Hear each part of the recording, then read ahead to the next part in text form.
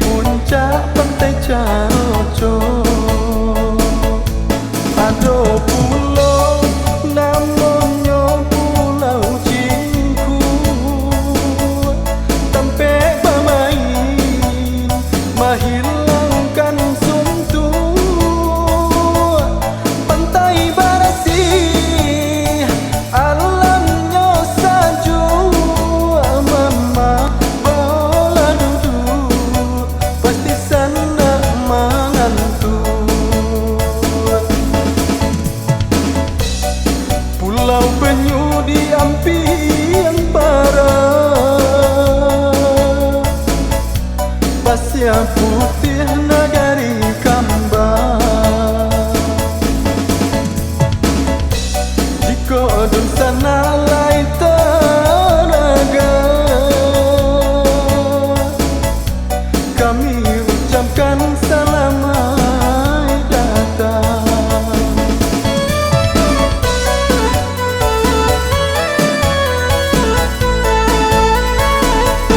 Pantai Sumedang, Jomuaro Jambu,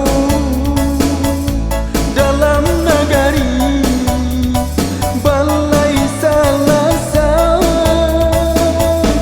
Jika dun sana rasa kau tuju, datang kemari wisatanya indah. Jika dun sana rasa kau tuju, datang kemari wisatanya indah. Datang kemari wisatanya indah.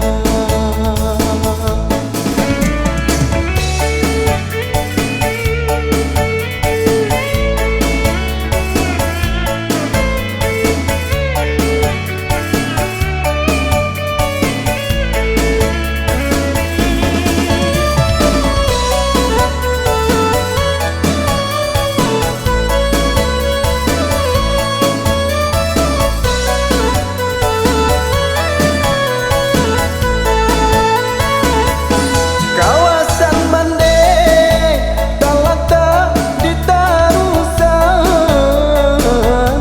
Bukit Langkisan, yo di puncak pantai Caoco. Ada pulau namanya Pulau Cingku, tempat bermain menghilangkan suntuk.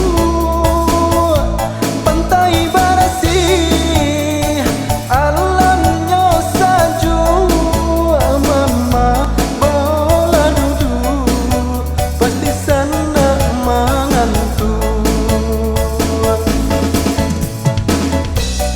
Pulau Penyu di Ampiang Barat,